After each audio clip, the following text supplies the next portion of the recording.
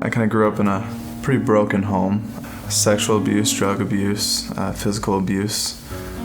My parents were in and out of jail most of my childhood, and they were on drugs. And about the age of 14, after a lot of the sexual abuse had happened, I got really promiscuous. I got into opiates myself, and throughout that time, my grandparents pretty much took care of us because parents were kind of just in and out. And my biological dad was trying to get into the picture more often, and around the age of 18, he tried to get me to go to church, and he was just on me about it. I mean, he was doing it in a great way, but I was a stubborn teenager. So, I said, basically, fine, you Bible thumper, I'll go. Pretty disrespectful, but I went, and that day, my whole life changed.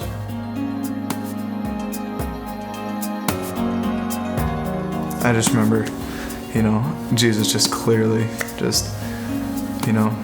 opening his arms to me, and I just went down to the altar and just felt weight just taken off of me. Just felt like it was literal change just off of me.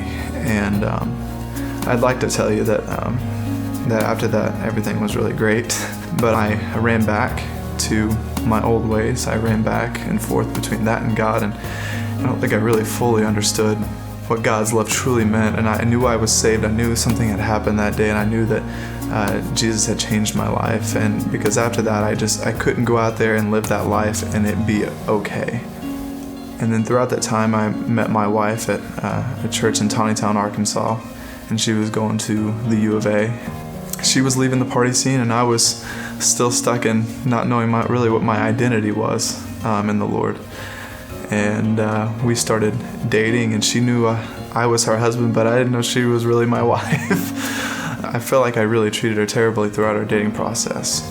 And towards the end of our dating process, I kind of knew that the Lord was putting on my heart that that was the woman I was supposed to marry. And I was continuing just to run from that and run from commitment and run from marriage. And I remember at 1 o'clock in the morning, just sitting in Siloam Springs, Arkansas, at the house I stayed in, God clearly spoke to me, Joplin.